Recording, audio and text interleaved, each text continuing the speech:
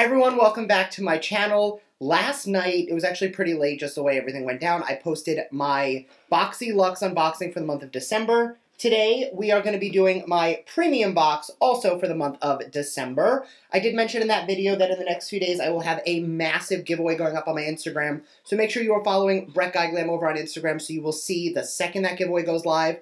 I made the prizes last night, and the smallest prize is over $1,100 worth of product. So that's the baby prize. So we're doing the holidays big this year. So make sure you're following me on Instagram. And if you want to see the premium unboxing, stay tuned.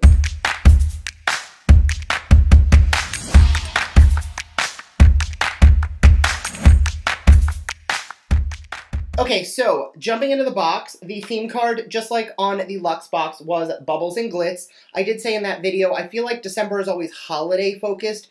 Christmas, Hanukkah, all of the non-denominational holidays, there are so many major religions in the world, and honestly, there's like 20 December holidays for every religion, not just the two I named. So everything in December, I feel like New Year's always gets overlooked. So the fact that like Bubbles and Glitz, it's very New Year's, I think is awesome, because everybody in January always focuses on the new year, new me, and the like, how am I gonna fix myself kind of resolution-y thing, that we always skip the like glitter and champagne style of December. So I'm really happy that that is the theme. I do have variation number 2, and we're gonna jump into the first product out of the box. I'm gonna do it in order that I'm gonna use them. So I'm gonna start with the brushes. This is a 5-brush set from Crown. It is the All Eyes on You 5-piece Luxe brush set. Retails for $34.95. This 5-piece brush set provides all the necessary tools for the application of all eye makeup looks. The luxurious silky brushes deliver optimum and even coverage for the perfect finish every time, adding depth and definition to your look. I will be using this today with, from Viseart. Thank you so much for, I got like 10 people in the comments who are like, it's Viseart, not Viseart. And they linked me to a video of the founder calling it Viseart. So now we know it is Viseart. A palette that embodies 12 matte shades, ideally for accenting, sculpting, and creating striking reflective beauty.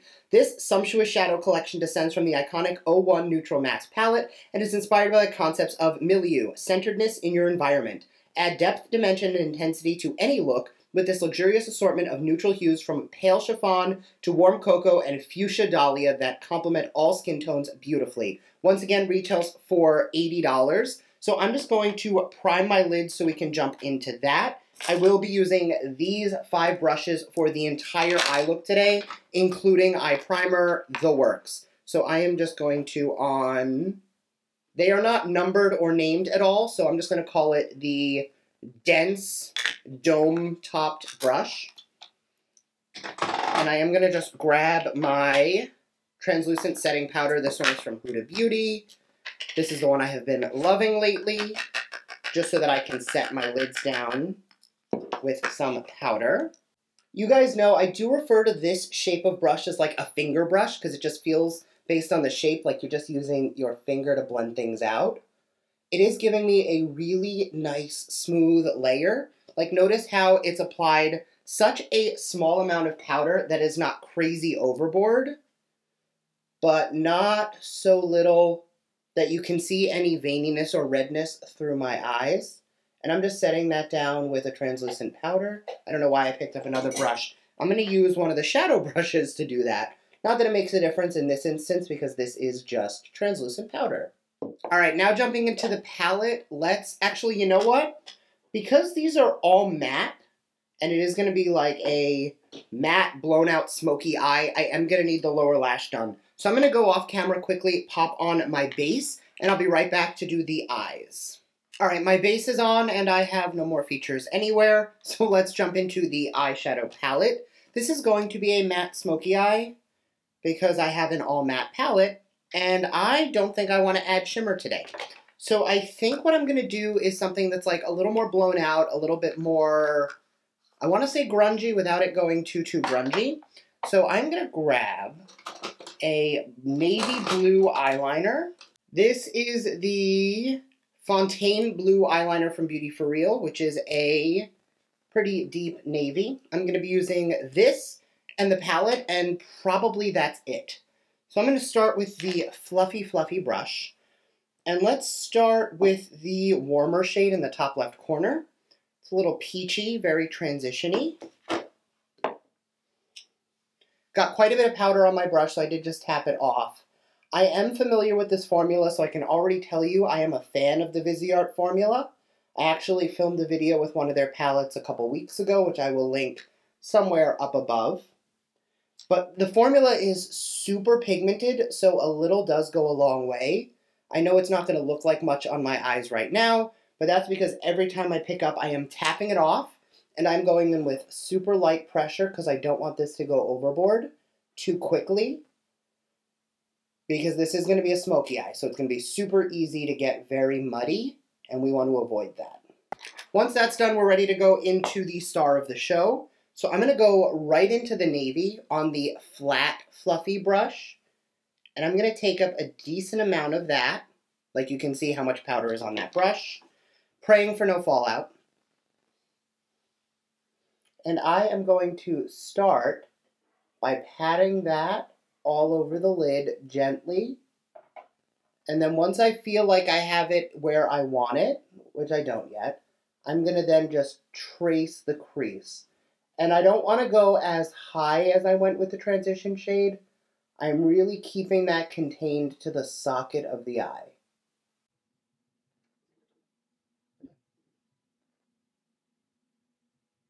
Going back into that first brush with no additional powder, I'm going to turn it sideways so I really get the point of it. And I'm going to start in the socket of the eye. I'm not blending this again as high as the crease. I really just want to soften that blue color, which we will re-intensify a little bit later so that we really get that smokiness. And then once I see that I'm getting a little bit of that blend, I will start blending that a little bit higher, not much. Because again, we do want to keep this pretty tight to the eye. When you're doing a smoky eye like this, you want to make sure that your blending is soft and gentle. And you do want to concentrate that dark color lower, otherwise you look like you got that black eye effect. And nobody wants to look like they just got hit in the face after they do their makeup. Okay, now that we have that base, you guys know when I do a dark smoky eye, I like to have a little contrast. So if it's cool on the lid, I want to be a little warmer in the crease. So I'm going to jump into a tiny bit of this shade right here because it has a little bit more red in it, so it's a little bit more of a warm tone. And I'm going to take that into the socket and blend that between the blue and the transition shade. And that little bit of warmth, you guys will notice almost instantly, just kind of grounds the blue and makes it look a little bit less messy. And it also helps that color of the blue pop, so it looks a little bit less gray.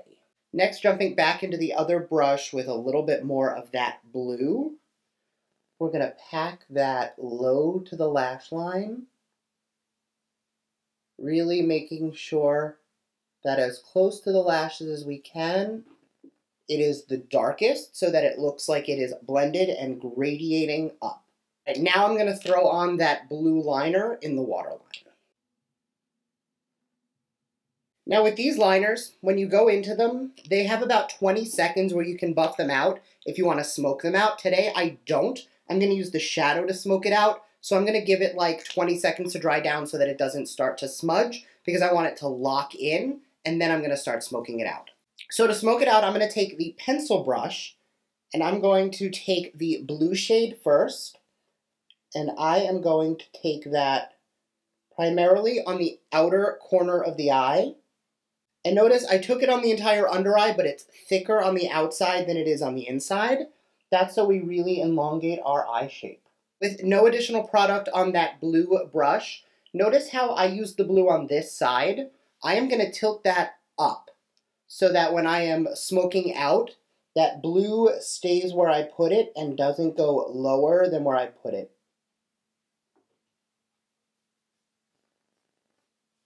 And make sure you kind of connect it in this area out here so that the eye looks like it is, I don't want to say connected again because I just said that, but connected. You want it to look like all of this is one eye look and not a top eye, bottom eye. Back into that first brush with the first transition shade, I'm going to start at the inner corner and blend towards the outer corner of the lower lash. Then with that same color, I'm going to blend the upper, again, just to soften that. And you guys know my favorite tip, take your pressed setting powder and blend under the brow going down. And that's just gonna clean up your edges a little bit more. You will notice I did keep the inner corners pretty bare of that blue. I will be going in with a highlight out of the cheek palette. So I'm gonna set the eyeshadow palette to the side and we'll jump into the next item in the box. So this is from Elemis. It is the Peptide Plumping Pillow Facial. Retails for $65. The super cooling gel mask glides onto the skin, creating a biomimetic veil that is clinically proven to lock in moisture, leaving the skin looking younger and plumped with moisture upon waking. So it is an overnight sleeping mask.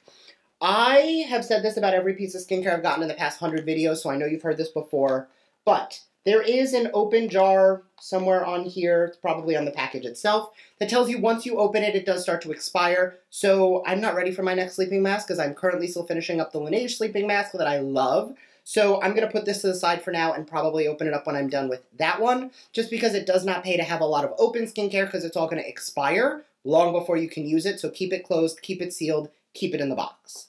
The next item that we're going to use is from True and Luscious. This is the Lucky Glow palette. I'm going to open it up for you. This Anytime Anywhere Summer Essential palette features ultra fine textures and pure pigments into a sheer base to create a veil of luminous skin-loving colors, where each luxurious handcrafted shade alone will blend together for a customized look. Retails for $46.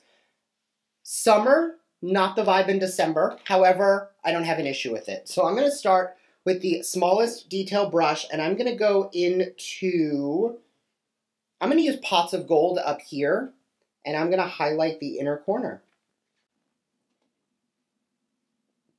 I am going to close my eye a little bit and take a tiny bit towards the lid, just so that it doesn't look like I just plopped some highlight there. And I'm going to do the same, pulling it towards the inner corner or the waterline, just that it looks blended in. And whatever's left on my brush, we're just going to get underneath the brow. I don't normally do a huge brow highlight, you guys know that. But for today, because we're so smoky, I want a little bit of shine to the face, not much. All right, and then grabbing my complexion brushes, we're going to use this for bronzer, blush, contour, and highlight today. So I'm going to start by mixing the two bronzer shades because Serendipity looks nice and cool tone, so great for contouring, and Good Fortune looks nice and warm, which is great for bronzing. So we're going to use them both. I can already tell you, based on the powders and how they're blending, that I like this more than the iconic London one that I did or tried out in my Luxe unboxing. I just feel like this one is going on smoother, it is blending out easier, and I feel like I don't have to work as hard for the pigment to show up. I am going to use the Royal Flush blush shade.